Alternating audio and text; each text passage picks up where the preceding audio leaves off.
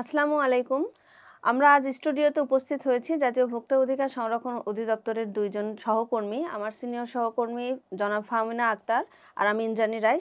আজ আমরা এখানে উপস্থিত হয়েছি ভোক্তা অধিকার সংরক্ষণ আইনের কিছু গুরুত্বপূর্ণ বিষয় নিয়ে আলোচনা করার জন্য। আপনারা জানেন আমরা ৩ ভাবে মূলত ভোক্তা অধিকার সংরক্ষণ আইন বাস্তবায়ন করে থাকি। একটি হচ্ছে প্রতিকারমূলক ব্যবস্থা, একটা প্রতিরোধমূলক ব্যবস্থা, একটা সচেতনতামূলক ব্যবস্থা। তার মধ্যে আপনারা জানেন মহাপরিচালক মহোদয়ের ক্ষমতাপ্রাপ্ত হয়ে মূলত আমরা এই ৩ কাজগুলো করে থাকি। এর মধ্যে যেটা গুরুত্বপূর্ণ কাজ সেটা হচ্ছে প্রতিরোধমূলক ব্যবস্থা, যেটা বাজার অভিযানের মাধ্যমে আমরা বাস্তবায়ন করি। এই বাজার অভিযান পরিচালনা করার সময় আমাদের জরিমানা আরোপ এবং জরিমানা আদায়ের পরবর্তী ব্যবস্থা নিয়ে আসলে অনেকের মধ্যে কিছু প্রশ্ন থাকতে পারে। ম্যাডাম, আমরা যেটা দেখি যে বাজার অভিযান করতে গিয়ে আমরা যখন জরিমানা আরোপ ও আদায় করি তখন অনেকের মনেই প্রশ্ন থাকে যে এই জরিমানাটার পরবর্তী ব্যবস্থাপনাটা কি, মানে জরিমানা নিয়ে আসলে আমরা কি করব, এটা নিয়ে কিন্তু অনেকের মনে সন্দেহ থেকে যায়। তো এই বিষয়টা যদি আপনি পরিষ্কার করেন। আজকে আসলে এত গুরুত্বপূর্ণ একটা বিষয় নিয়ে আলোচনা করব। অনেকে যারা আসলে বিষয়টা জানেন তারা হয়তো ভাবতে পারেন যে এটা আলোচনার মতো কি বিষয়, এটা সরকারি চাকরির অংশ বা সরকার কর্তৃক নির্ধারিত যে পদ্ধতি রয়েছে সেই পদ্ধতিতেই তো আমরা কাজকর্ম করি। আসলে এই বিষয়টা আমার চাকরি জীবন 10 বছর। এখন আমরা যখন জরিমানা আরোপ করি এবং আদায় করি তো বিভিন্ন জায়গা থেকে বিভিন্ন রকম প্রশ্ন আসে। এমনও হয় যে ইভেন আমার পরিবার থেকেও যারা আসলে বিষয়গুলো জানেন না, অনেক সময় প্রশ্ন করেন যে এই জরিমানার টাকা কি জমা দাও? এই ধরনের প্রশ্ন করেন। অথবা কোনো বাজারে গেলাম, কোনো সবজি বিক্রেতা বা কোনো মাংস বিক্রেতা বলছে এরকম হয়তো মনে করছে যে যারা জরিমানা করেন এই টাকাটা মনে হয় তারাই নেন। এই ধরনের অনেক ধরনের প্রশ্ন আসলে আসে যেগুলো একটু বিব্রতকর। তো প্রথমে আমি বলতে চাই যে আমরা যখন জরিমানা আরোপ বা আদায় করি আমরা কিন্তু রসিদ দিয়ে থাকি। আপনারা জানেন যে জরিমানা রসিদ আমাদের সবারই, যারা জাতীয় ভোক্তা অধিকার সংরক্ষণ অধিদপ্তর মূলত ভোক্তা অধিকার সংরক্ষণ আইন ২০০৯ বাস্তবায়ন করে। তো এই আইনের আলোকে আমাদের মহাপরিচালক মহোদয়কে যে সকল ক্ষমতা দেয়া হয়েছেন উনি এগুলো ডেলিগেট করেন ওনার কর্মকর্তাদের মধ্যে। তখন আমাদেরকে বলা হয় ক্ষমতাপ্রাপ্ত কর্মকর্তা বা অভিযোগ নিষ্পত্তিকারী কর্মকর্তা।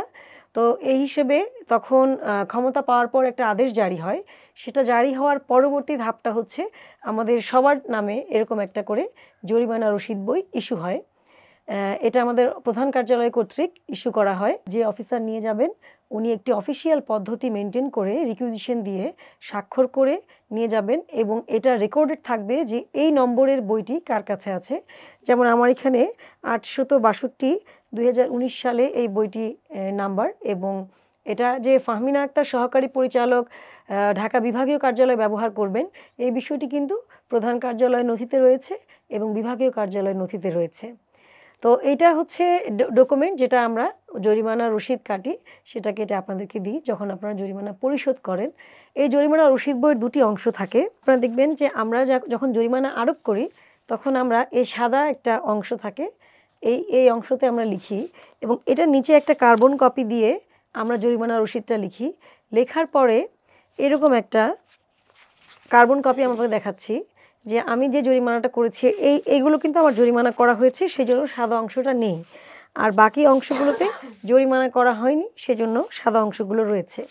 তো জরিমানা করার পরে আমরা যখন মূল রসিদটা দিয়ে দিই প্রতিষ্ঠানকে এবং আমাদের কাছে এই কার্বন কপিটা থেকে যায় এবং এটা কিন্তু সারা জীবন সংরক্ষণ করতে হয়। এটা এমন একটা জরুরি একটা এভিডেন্স সরকারের জন্য এবং আমাদের প্রতিষ্ঠানের জন্য এবং একজন অফিসারের জন্য যে আমরা কিন্তু এটা সংরক্ষণ করি। এটা অডিটেবল, এটার অডিট হয়, আমরা টাকাটা কিভাবে জমা দিয়েছি, কি করছি, এভরিথিং এটা আমাদেরকে সারা জীবনই এটা সংরক্ষণ করতে হয়। এই জন্য আমরা কিন্তু সবসময় সচেতনতামূলক সভাতে গেলেও বলি যদি জরিমানা আরোপ হয় তাহলে অবশ্যই আপনারা দেখবেন যে আপনাকে জরিমানা করছে সে আপনাকে কোনো জরিমানা রসিদ দিচ্ছে কিনা। রসিদ ছাড়া কিন্তু আপনি কখনোই জরিমানা পরিশোধ করবেন না। তার মানে রসিদ ছাড়া যদি কেউ আপনার কাছে টাকা চেয়ে থাকে তাহলে সেটা অনৈতিক এবং এটা বেআইনি, তখন আপনি আইনের আশ্রয় নিতে পারেন। জরিমানা আদায় করার পরে আমরা অফিসে চলে আসি বাজার অভিযান শেষ করে।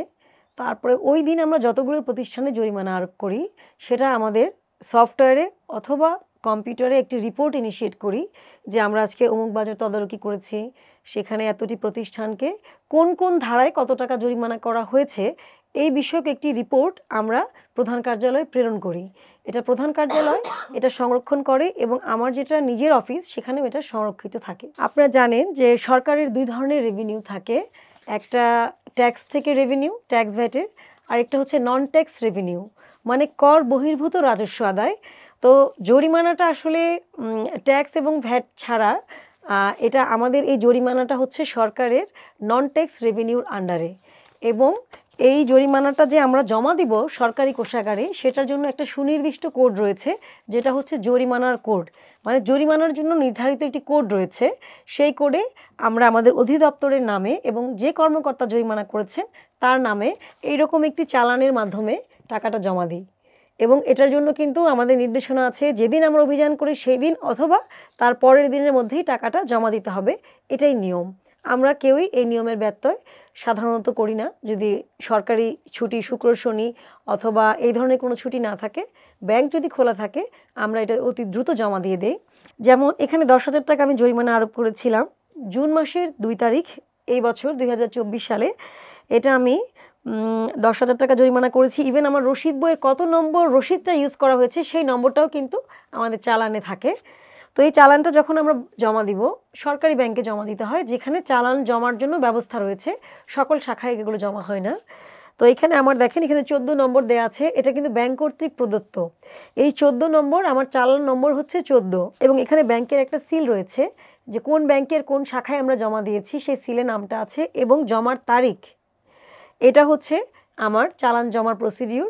তো এটা 3টা কপি দিতে হয়, একটা কপি ব্যাংকের কাছে থাকে, একটা কপি ব্যাংক বাংলাদেশ ব্যাংকে প্রেরণ করে, আরেকটা কপি আমাদের অফিসে সংরক্ষণ থাকে।